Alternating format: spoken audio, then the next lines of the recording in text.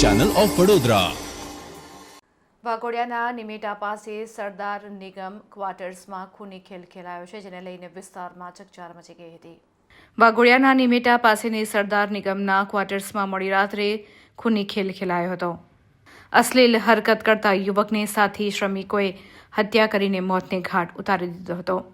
આજવા સરોવરથી વડોદરા તરફ જતી લોખંડની પાઇપલાઇનની કામગીરી માટે કોન્ટ્રાક્ટમાં કામ કરવા માટે આ શ્રમિકો આવ્યા હતા, તેમજ કામદારો બિહાર તેમજ ઉત્તર પ્રદેશથી પાઇપલાઇનની કામગીરી માટે તેઓને લાવવામાં આવ્યા હતા।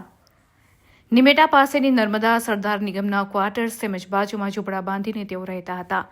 સંજય કુમારનો મૃતદેહ બાથરૂમમાં પડેલો હતો, ત્યારે મૃતદેહ ઉપર કપડાં ન હતા, તે નગ્ન અવસ્થામાં હતો। 23મીની રાત્રિના સમયે સરદાર નિગમના ક્વાર્ટર્સમાં સંજય કુમાર તેમજ તેનો સાથી રાહુલ સિંઘ રામદેવ શ્રમિકો સાથે સૂતા હતા। તે રાત્રિના સમયે નિંદ્રાધીન રાહુલ સિંઘની પેન્ટ કાઢવાની અશ્લીલ હરકત સંજય કુમારે કરી હતી। આ બાબતને લઈને બંને શ્રમિકો વચ્ચે બોલાચાલી થતા ઝઘડો થયો હતો। આ ઝઘડાના બોલાચાલીનો અવાજ રૂમની બહાર આવતા કેટલાક શ્રમિકો જાગી ગયા હતા। બાજુની રૂમમાં આવેલ રાહુલ સદાનંદ પપ્પુને રાહુલ સિંઘે પોતાની સાથે કરેલ સંજય કુમારની અશ્લીલ હરકતની વાત કરી હતી। આ બનેલ હકીકતને લઈને સદાનંદ પપ્પુ રાહુલની રૂમમાં જઈને સંજય કુમાર સાથે બોલાચાલી કરી ઝઘડો કર્યો હતો। આ ઝઘડાનું સ્વરૂપ એટલું ઉગ્ર બન્યું કે બંને શ્રમિક કોઈએ ભેગા થઈ સંજય કુમારને લોખંડની કોસ તેમજ લોખંડના તત્વો લઈને તૂટી પડ્યા હતા।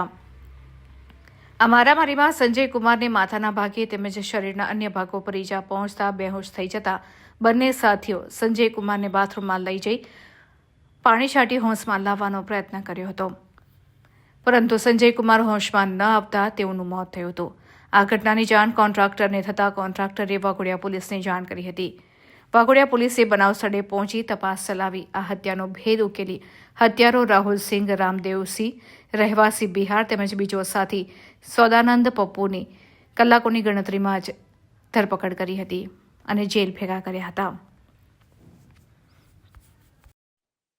તારીખ 24/2/25ના રોજ સવારે 9 વાગ્યાની આસપાસ વાઘોડિયા પોલીસ સ્ટેશનને 100 નંબરની વર્દી આધારે જાણવા મળેલ કે એક લાશ નિમેટા પાસે આવેલ નર્મદા સરોવર નિગમના મકાનમાં પડેલી જોવા મળેલ છે।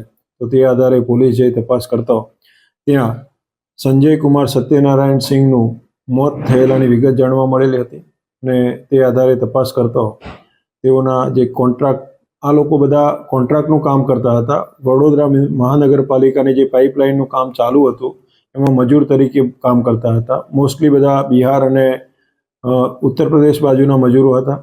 તો મજૂરો વચ્ચે અંદર ઝઘડો થયેલાની વિગત જણાઈ આવેલી અને એ આધારે રાહુલ અને સદાનંદ નાઓએ આ સંજયનું મોત નિપજાવેલાની વિગત જણાઈ આવતા જે કોન્ટ્રાક્ટર છે નિરલ પટેલ નાઓની ફરિયાદ લઈ આગળની કાર્યવાહી હાલ ચાલુ કરેલો હોય।